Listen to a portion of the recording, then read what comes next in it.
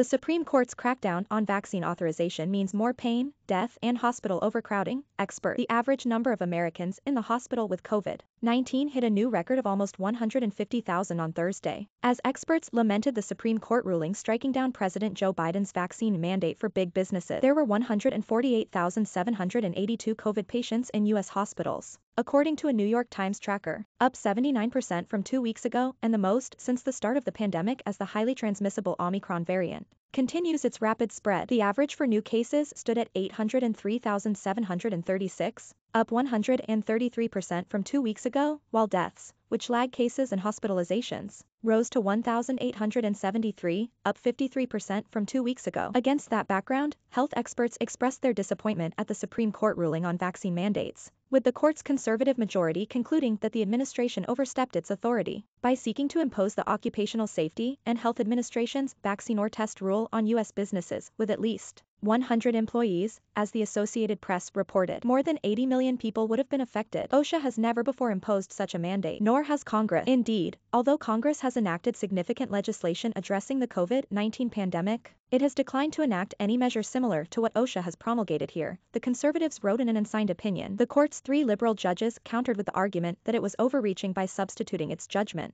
for that of health experts, acting outside of its competence and without legal basis. The court displaces the judgments of the government officials given the responsibility to respond to workplace health emergencies. Justices Stephen Breyer, Elena Kagan, and Sonia Sotomayor wrote in a joint dissent. Don't miss, experts are starting to say most Americans will contract COVID as Omicron variant spreads. Dr. Zeke Emanuel, advisor to Joe Biden and vice provost for global initiatives at the University of Pennsylvania, called it a terrible ruling in a tweet and a disaster for the fight against COVID. Vaccination in the workplace is key to reducing risk to workers and the risk to all of us from this disease, he wrote. Dr. Ashish Jha, dean of Brown University's School of Public Health, highlighted the misinformation that has poisoned so many and discouraged them from getting their vaccine shots. Even though vaccines remain the best protection against severe illness and death, hospitals are already highly stressed and close to capacity limits in about 24 states. According to data from the U.S. Department of Health and Human Services, the numbers are rising at the fastest pace in Alabama, Florida, Louisiana, Puerto Rico, and the U.S. Virgin Islands.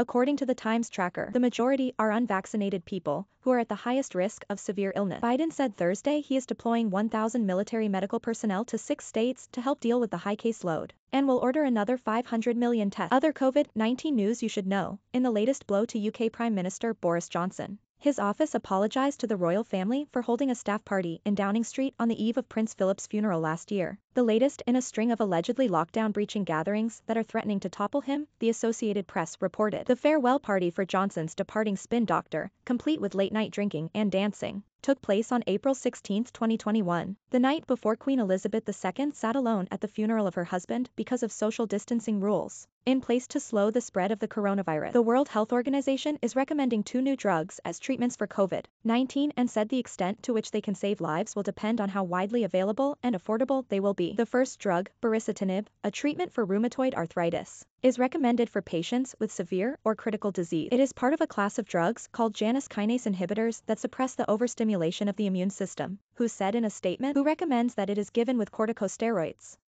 The second drug is monoclonal antibody sotrovimab, which the agency is recommending for patients with mild or moderate COVID. That drug is an alternative to casirivimab, a monoclonal antibody cocktail recommended by WHO in September 2021. Read now, Europe banks on even stricter mask rules to beat back winter COVID wave. Germany and the Netherlands set record one-day case tallies on Friday, according to media reports. Germany counted more than 90,000 new cases, while the Netherlands counted 35,000, Reuters reported. Prime Minister Mark Rutte was expected to order the reopening of most stores, hairdressers, and gyms at a nationally televised press conference Friday evening, as popular support for the month-long lockdown evaporates despite the strain on hospitals and record new infections. Hong Kong International Airport is banning passengers from over 150 countries and territories from transiting in the city for a month, the AP reported. Passengers who have stayed in over 150 places deemed high risk in the last 21 days, including the US and Britain, will be banned from transiting in Hong Kong from January 16 to February 15.